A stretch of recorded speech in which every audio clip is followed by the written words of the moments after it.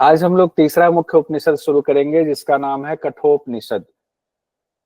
कठोपनिषद में उसी तरीके से उसी सीक्वेंस से हम बढ़ेंगे, किस वेद से जुड़ा हुआ है। तो हमने निमोनिक बताया था आपको, शुक्ला जी शाम को कृष्ण कृष्ण जपते हैं। तो शुक्ला जी शुक्ल यजुर्वेद, दूसरा उपनिषद था सामवेद से, और तीसरा है कृष्ण जपते हैं। तो कृष्ण शब्द आया हुआ है यजुर्वेद के लिए। यजुर्वेद का दो भाग हुआ, शुक्ल यजुर्वेद कृष्ण यजुर्वेद। तो किससे लिया गया है? कृष्ण यजुर्वेद से लिया गया। कौन सा उपनिषद? कठोपनिषद। कठोपनिषद में क्या है? तो यम है, यमराज हैं, और एक नचिकेता बालक है, उनके बीच जो संवाद है उस संवाद को इस उपनिषद में रखा गया है। और इसके कुछ मंत्र भगवद गीता में भी हूबहू रखा गया है, वो भी क्वेश्चन देखेंगे जो पूछा गया था। कठ उपनिषद में दो अध्याय है, दो पार्ट में, दो चैप्टर में बांटा गया है, और दोनों ही चैप्टर में वल्लियां हैं, उसको और प्रभाग किया गया है, अध्याय को और बांटा गया है। प्रथम अध्याय को भी 3 वल्ली में बांटा गया है और द्वितीय अध्याय को भी 3 वल्ली में बांटा गया है। प्रथम वल्ली, द्वितीय वल्ली, तृतीय वल्ली प्रथम अध्याय में भी है और उसी तरीके से द्वितीय अध्याय में भी है। स्ट्रक्चर समझ जाएंगे तो पढ़ने में आसानी होगी। शांति पाठ देख लेते हैं जो कि इस्तेमाल किया गया है इस उपनिषद में। ओम सहना भवतु सहनो भुनक्तु सह वीर्यं करवावहै तेजस्विनावधीतमस्तु मां विद्विषावहै। ओम शांति शांति शांति है। तो जरूरी नहीं है कि जो शांति पाठ दिया गया जिस उपनिषद में उसी उपनिषद का है, वो दूसरे उपनिषद का हो सकता है, वहां इस्तेमाल किया गया है। ओम सहना भवतु, इसका अर्थ भी देख लेते हैं फिर आगे बढ़ते हैं। ओम सहना भवतु, हम साथ साथ मिलकर, गुरु और शिष्य साथ साथ मिलकर हम रहें, साथ साथ मिलकर हम भोजन करें, साथ साथ मिलकर के हम सामर्थ्य को, वीर्य को प्राप्त करें, और हमारा तेज साथ साथ बढ़े। दोनों कभी मां विद्विषा वहे, कभी भी हमारे अंदर दोष ना आए। शांति शांति शांति, ऐसा प्रभु से प्रार्थना की जा रही। अब हम शुरू करते हैं कठोपनिषद डिटेल में पढ़ना। कठोपनिषद, जिसको कठ उपनिषद भी कहा है, तो कठोपनिषद बड़ा कठिन जो है, उसमें सवाल पूछ दिया है नचिकेता जी ने और उसका जवाब यमराज जी दे रहे हैं। शुरुआत इसकी होती है, पहले तो नचिकेता हैं कौन, तो उसकी शुरुआत हो रही है कहानी से कि गौतम वंश की बात है। गौतम वंश में तो बहुत सारे लोग हुए बड़े बड़े, उसमें एक हुए अरुण ऋषि। अरुण ऋषि को, चूंकि वो अन्न का दान करते थे, सबको अन्न बांटते रहते थे, अन्न का दान करने की वजह से उनको वाजस्रवा कहा गया। वाजस्रवा, तो अरुण ऋषि से शुरुआत की गई है। अरुण ऋषि के पुत्र हैं उद्दालक। अरुण ऋषि के कौन पुत्र हैं? उद्दालक। तो उद्दालक के लिए शब्द इस्तेमाल किया गया है वाजस्रवस, स लगा दिया गया, यानी इसका अर्थ हुआ वाजस्रवा के पुत्र। कई बार हम लोग ये कंफ्यूज हो जाते हैं, यहाँ वाजस्रवा है या वाजस्रवस है। वाजस्रवा मतलब जो अन्न का दान करते हैं, जो कि उपाधि दी गई अरुण ऋषि को। और वाजस्रवस मतलब वाजस्रवा, अन्न का दान करने वाले जो वाजस्रवा हैं उनके पुत्र हैं, उनको वाजस्रवस कहा गया। ये संस्कृत में ये इस्तेमाल होता है। जैसे एक और इस्तेमाल होता है, महर्षि पतंजलि, नाम है पतंजलि, जैसे कहते हैं पातंजलि तो महर्षि पतंजलि का।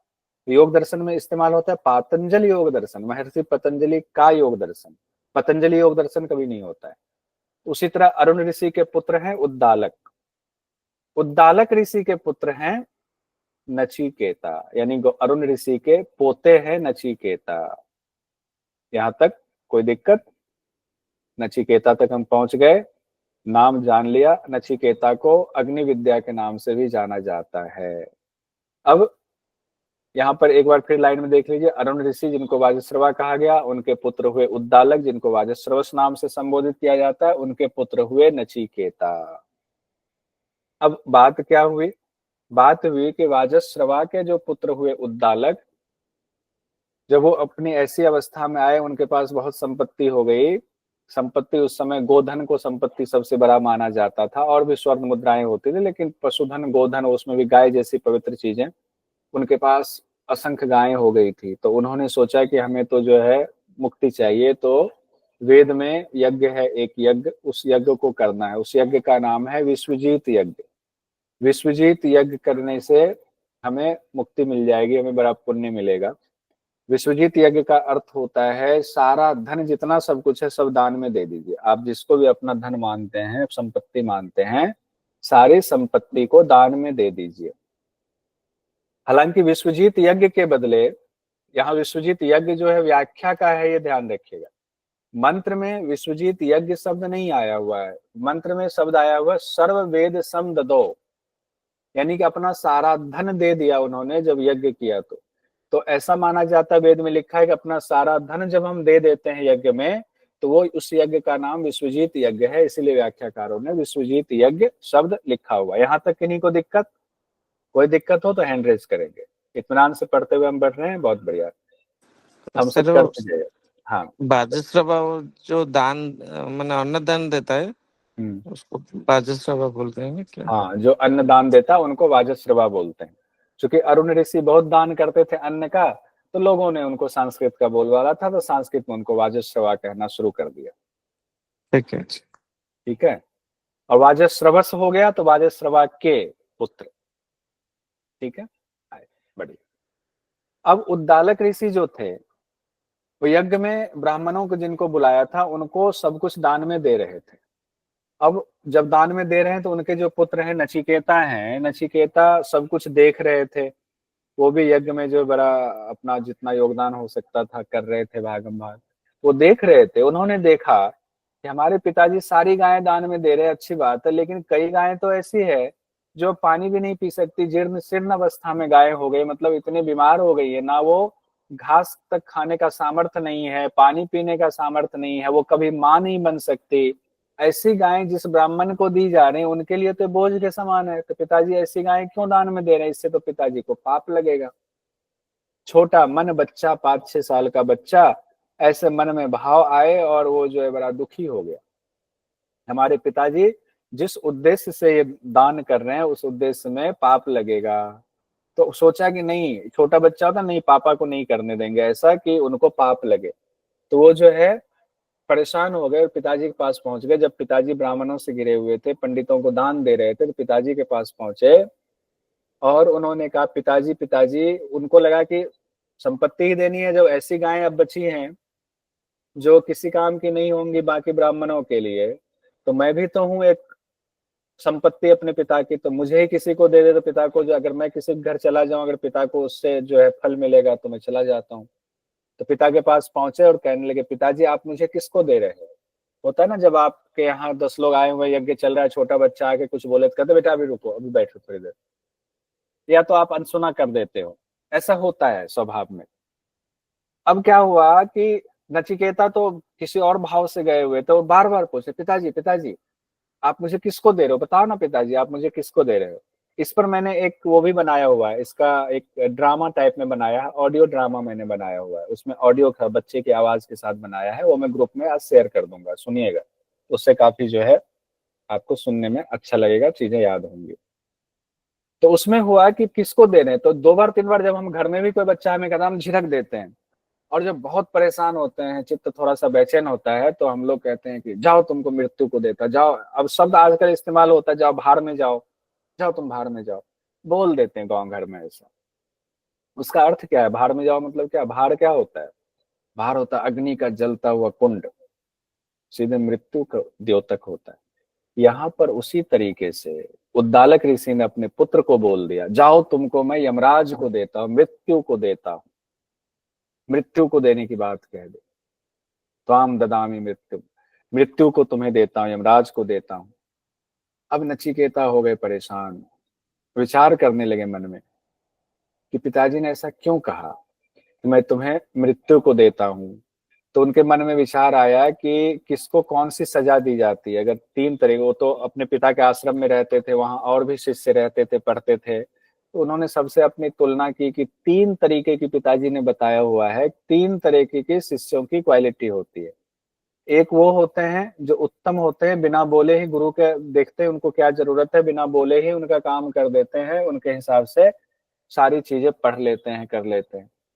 मध्यम क्वालिटी में वो होते हैं जो कहते हैं गुरुजी जैसा वैसा हूबहू कर देते हैं, मध्यम है। अधम क्वालिटी ये है कि जो कहते हैं गुरु जैसा वैसा भी नहीं करते हैं, वो भी पूरा नहीं कर पाते हैं जितना टास्क दिया या जो बोला।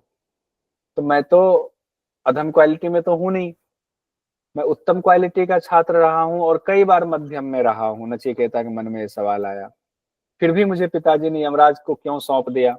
आखिर यमराज का कौन सा ऐसा काम है जो मुझसे पिताजी करवाना चाहते हैं?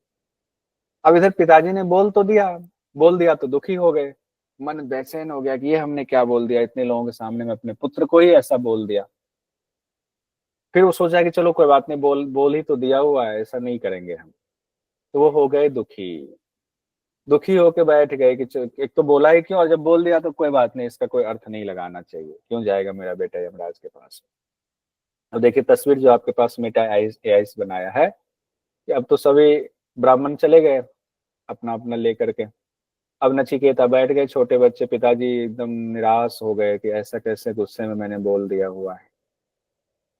तब नचिकेता अपने पिता को समझाते हैं, कितने उत्तम क्वालिटी के हैं, कि आप तो गौतम वंश के हो, और अगर आपकी बात नहीं मानी जाएगी, आपके मुंह से जो शब्द निकले हैं अगर उसका पालन नहीं होगा तो बड़ा भारी पाप लगेगा, बड़ा भारी पाप लगेगा।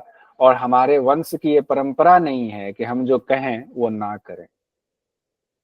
आखिर अपने तर्कों से उस बच्चे ने, नचिकेता ने, अपने पिता को मनवा लिया कि मुझे मृत्यु के पास जाने दिया जाए, मुझे यमराज के पास जाने दिया जाए।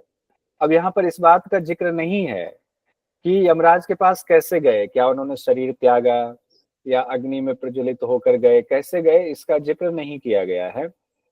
मैं अपनी तरफ से ये मानता हूं कि उस समय स्थिति ऐसी थी, इतना ज्ञान था कि लोग अपने योग बल से कहीं भी पहुंच सकते हैं। शायद ऐसा रहा होगा उस समय के युग में, शायद। अब नचिकेता पहुंच गए यमलोक, पिता से आज्ञा ले ली, अब चले गए यमलोक। यमराज का तो, मुझे तो यमराज को दान दे दिया, अब मैं जा रहा हूं यमराज के पास। यमराज के महल के बाहर पहुंच गए तो वहां जो है उनको रोका गया, कहाँ जा रहे हो आप बालक? रोका गया। वहां जो सिपाही लोग थे इन्होंने कहा, पूरी कहानी सुनाई, ऐसे ऐसे बात है, मुझे तो यमराज को सौंप दिया गया है, मैं तो अब आया हुआ हूं यमराज की शरण में, महाराज की शरण में, आप उनको बुला दो या तो, या मुझे जाने दो महल के अंदर, मुझे उनसे मिलना है, जो कहेंगे, जैसा कहेंगे वैसा कार्य मैं करूंगा। नचिकेता बहुत तीव्र बुद्धि के थे।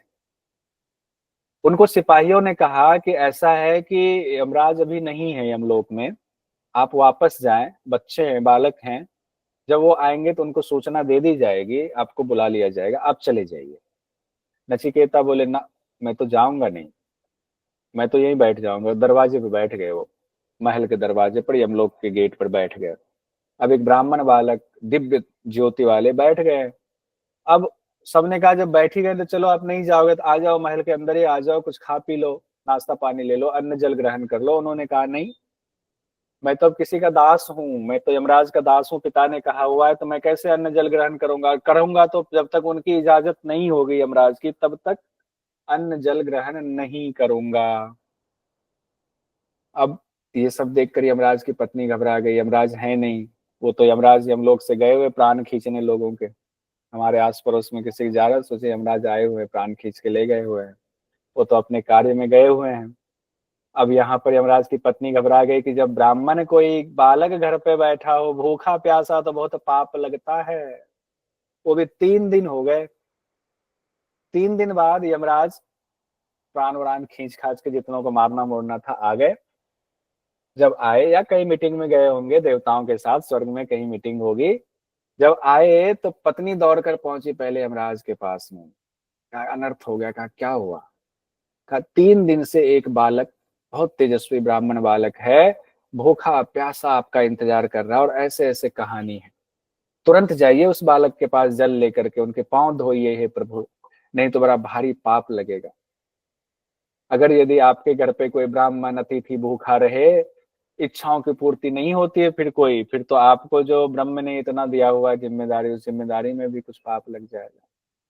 सब कुछ आपके होते हुए भी आपको सुख नहीं मिलेगा। वाणी से, सौंदर्य से, सत्य माधुर्य सब निकल जाता है, कोई ब्राह्मण घर पे भूखा हो तो पूर्व कर्मों के फल भी नष्ट हो जाते हैं, ऐसे पत्नी समझा रही है। यमराज को तो सब पता ही था। यमराज जो है आए, वहां से नचिकेता का सत्कार किया, दरवाजे पर आए। अब देखिए सांकेतिक तस्वीर मैंने लगाई हुई है। नचिकेता को अब कह रहे हैं, आओ बालक, आओ बेटा, क्या हुआ? आप 3 दिन से भूखे प्यासे हो। नचिकेता ने कहानी सुनाई, बताइए क्या आज्ञा। कहा आज्ञा तो बाद में बात है, तुम्हें पिताजी ने हमें सौंप दिया, आज्ञा बाद में है। पहले तुम चूंकि 3 दिन से भूखे प्यासे हो, मुझे बड़ा पश्चाताप हो रहा है, तो तुम 3 दिन भूखे प्यासे के बदले 3 वरदान मांग लो, प्रत्येक रात्रि के बदले एक एक वरदान मांग लो। 3 रात्रि तुम यहाँ भूखे प्यासे रहो। नचिकेता साधारण बालक नहीं थे, बहुत दिव्य ज्योति वाले, दिव्य बुद्धि वाले, तीव्र बुद्धि वाले थे। उन्होंने पहले ही वरदान में बहुत कुछ मांग लिया। क्या? पहले आखिर बालक है, चिंता तो हो ही रही, उनको पता तो है पिताजी वहां चिंतित हैं, मैं पिताजी को छोड़ के आ गया हूँ, यहाँ पे आना है। पहले वरदान में उसी चीज को जो है उन्होंने मांग लिया। कहते हैं गौतम वंशीय मेरे पिता, मेरे प्रति जो अभी अशांत है तो शांत हो जाए, दुखी है तो प्रसन्न चित्त हो जाए, क्रोध में है कि ये मैंने क्या कर दिया, अपने ऊपर ही अगर उनको क्रोध आ रहे हैं या मेरे ऊपर आ रहे हैं तो क्रोध रहित हो जाए, और जब आप मुझे यहाँ से वापस भेजें तो मुझसे वो पहले की तरह ही प्रेम पूर्वक बात करें। अब लीजिए, पहले मैं सब कुछ मांग लिया कि वापस भी भेज देना आप मुझे, पिता प्रसन्न भी हो जाए। कितने दिव्य बालक रहे होंगे। यमराज ने कहा ठीक है, मृत्यु के मुख से छूटा देखकर पिता तुम्हें वैसे ही प्यार करेंगे जैसे पहले करते थे, और फिर वो सुख पूर्वक चैन से सो पाएंगे। पहले वरदान में बहुत कुछ मांग लिया नचिकेता ने। कहा दूसरा वरदान मांगो। कहा मैंने सुना हुआ है स्वर्ग के बारे में है प्रभु, कि वहां कोई भय नहीं है, वहां कोई मृत्यु का भय नहीं है, कोई आता जाता नहीं, वहां बुढ़ापे, वहां जो देवता लोग होते हैं वो बूढ़े भी नहीं होते हैं, भूख प्यास भी उनको नहीं लगती है, बड़ी दिव्य दिव्य जो है वहां चीजें होती रहती हैं। तो आप ऐसा उपाय मुझे बता दीजिए कि मुझे स्वर्ग प्राप्ति का रास्ता पता चल जाए, वहां जाने का उपाय बता दीजिए मुझे। तो वहां जाने का उपाय वेदों में कहा गया अग्नि विद्या है। अग्नि विद्या मतलब जो हवन वगैरह करते हैं हम लोग, उसको अग्नि विद्या कहा जाता है। हवन वगैरह, होम जो यज्ञ करते हैं, यज्ञ को अग्नि विद्या कहा जाता है, जिसमें अग्नि प्रज्वलित करते हैं। कहा अग्नि विद्या के द्वारा एक प्राप्ति होती है स्वर्ग की, तो मुझे अग्नि विद्या का ज्ञान दे दीजिए ताकि मैं अमृत तत्व को प्राप्त हो जाऊं। तो नचिकेता को यमराज अग्नि विद्या के बारे में बताने लगते हैं। यहाँ अग्नि विद्या के बारे में ये नहीं बताया गया कि क्या क्या है, डिटेल नहीं बताया गया कठोपनिषद में। सिर्फ सांकेतिक रूप में ये कहा गया है कि यमराज ने अग्नि विद्या, यानी यज्ञ कैसे होगा, तो यज्ञ का कुंड बनता है, यज्ञ कुंड बनेगा, तो यज्ञ कुंड हर यज्ञ के हिसाब से उसका साइज अलग होता है, निर्माण की विधि अलग होती है। कोई त्रिकोणाकार होगा, कोई गोलाकार होगा, कोई षटकोणाकार होगा। कौन सा यज्ञ कर रहे हैं उसके हिसाब से यज्ञ कुंड अलग अलग डिजाइन का होता है। और हर यज्ञ कुंड में कितनी ईंटें लगेंगी, कितना लंबाई चौड़ाई, सब कुछ फिक्स होता है, तब उसका फल मिलता है। तो नचिकेता को अग्नि कुंड के निर्माण की विधि बताई, उसका आकार बताया, फिर कुंड में अग्नि का चयन कैसे होगा, कैसे अग्नि को, कहां से अग्नि को चयन करके अग्नि कुंड में डालोगे। क्या अगरबत्ती से जलाओगे अग्नि, पत्थर से जलाओगे, कि घी में जो है जलाओगे, या अग्नि जो है किसी और तरीके से जलाओगे, कपूर से जलाओगे। एक बात कह रहा हूं, जो भी अग्नि चयन की विधि है उस विधि को बता दिया, और यहाँ पर गूढ़ रहस्य छिपा लिया गया, पूरी बात बताई नहीं गई है। आकार बता दिया, ईट, अग्नि चयन आदि बता दिया गया, जो पुस्तक में नहीं दिया गया। विधि बताने के बाद जब पूरी विधि बता दी गई विस्तार से, तब यमराज ने सोचा कि बच्चा है, अब इतनी बातें मैंने बता दिया कि कहीं इसने नोट तो किया नहीं। अब उस समय नोट तो होता नहीं था, उस समय श्रुति के रूप में चलती थी चीजें, कि गुरु ने कहा, शिष्य ने सुना, उसको दोहराता था, याद हो जाता था, स्मृति इतनी तेज होती थी।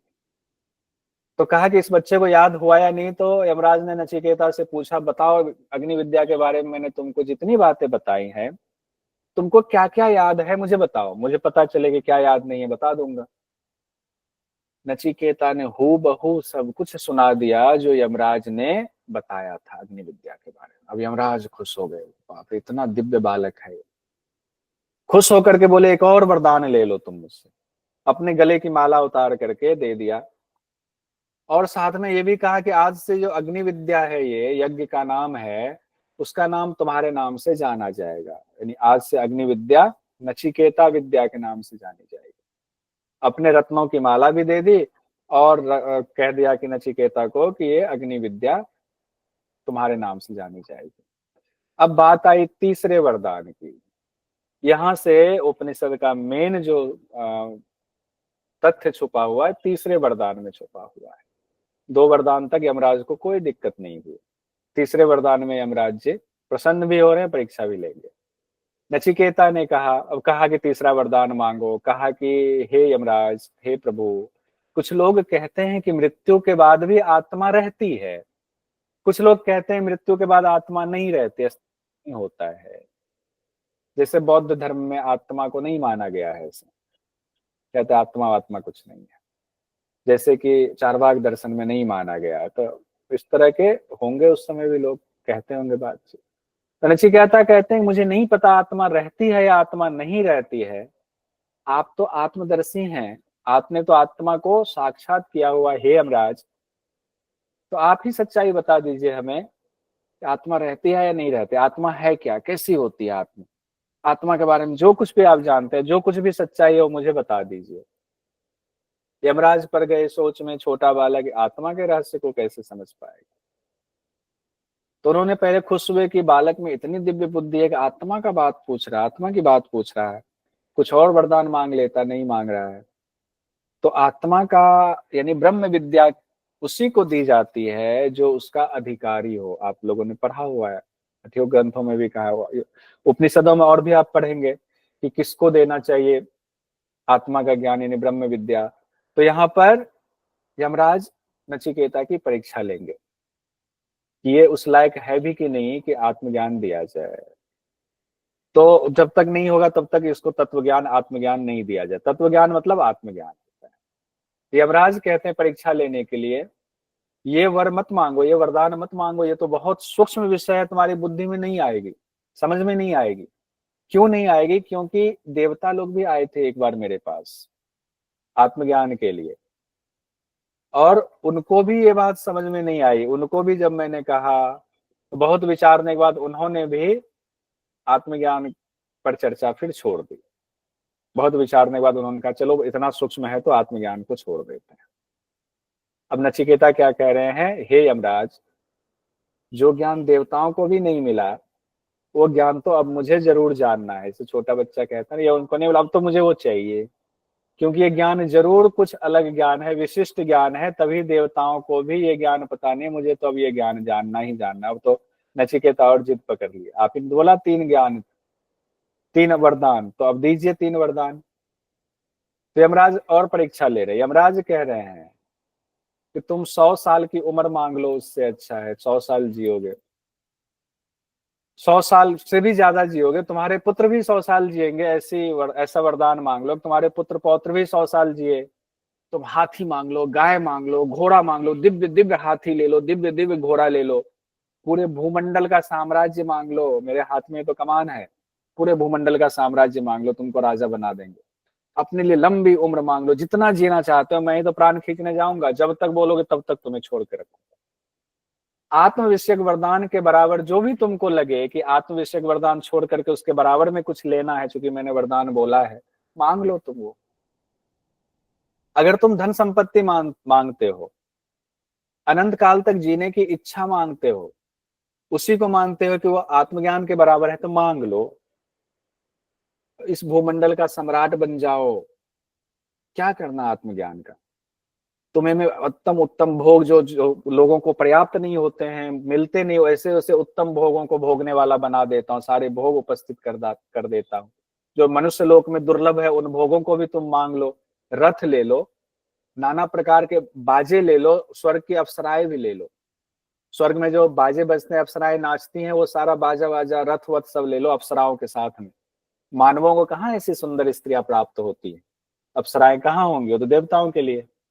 तुम उनको ले आओ, उनसे अपनी सेवा टहल कराओ, लेकिन ये सवाल मत पूछो कि मरने के बाद आत्मा का क्या होता है, आत्मा कैसे रहती है कि नहीं है, आत्मा क्या है। अब नचिकेता का जवाब देखिए कितना सुंदर है। नचिकेता कहते हैं हमें क्षणभंगुर भोग नहीं चाहिए, रथ अप्सराएं नाच गाना आजे बाजे गाजे ये सब आप अपने पास ही रखे हैं यमराज। क्यों क्यों कहते हैं नचिकेता? नचिकेता कोई बेवकूफ तो था नहीं, बहुत दिव्य बालक था। कहते हैं ना वित्तेन तर्पणीयो मनुष्यो लप्स्यामहे वित्त मद्राक्ष्म चेतत्वाम। कहते हैं कि धन से मनुष्य कभी तृप्त नहीं होता है। बहुत सारे धनी के बारे में हमने, पिताजी ने हमें सुनाया हुआ है, बहुत सारे राजाओं के बारे में, उनकी तृप्ति नहीं हुई। हमें जितने धन की जरूरत है उतना तो आपके दर्शन मात्र से ही पालेंगे। और आपने तो अग्नि विद्या भी बता दी है, पिता के पास भेजने की भी बात बता दी हुई है। और स्वर्ग की अप्सराएं लेकर क्या करेंगे? आपने अग्नि विद्या बताई, उससे करेंगे, स्वर्ग में तो ऐसे भी पहुंच जाएंगे। जो चीज दे दिया दोबारा क्यों देना चाह रहे हैं आप मुझे? आपके दर्शन हो गए तो प्राण तो ऐसे भी आप नहीं खींचोगे, लंबी उम्र तो ऐसे भी मिल गई। जब तक आप हैं तब तक मौत तो ऐसे भी नहीं आ सकती मेरी। तो मेरे लायक अब वरदान तो आत्मज्ञान ही है। यानी जो वरदान पहले दे चुके उसको फिर क्यों दे रहे हो? लंबी उम्र तो आपसे मिल गए, मिल गया। स्वर्ग का अपने जाने की विधि बता दी, वहां हम चले जाएंगे, स्वर्ग की अप्सराएं वही मिल जाएंगे अगर लेना होगा तो। जो बचा हुआ वही दीजिए। बचा क्या? मेरे लायक तो अब आत्मज्ञान ही है, मुझे दूसरा वरदान नहीं चाहिए। अब नचिकेता ने कंप्लीट कर दिया। प्रथम अध्याय, प्रथम वल्ली यहाँ कंप्लीट होता है। आज की कक्षा यहीं तक रखेंगे। इससे आगे हम लोग प्रथम अध्याय का द्वितीय वल्ली, 2 अध्याय है, 3-3 वल्ली दोनों में है, द्वितीय वल्ली से कल हम लोग शुरू करेंगे। यहाँ तक किन्हीं का कोई सवाल है तो पूछ सकते हैं।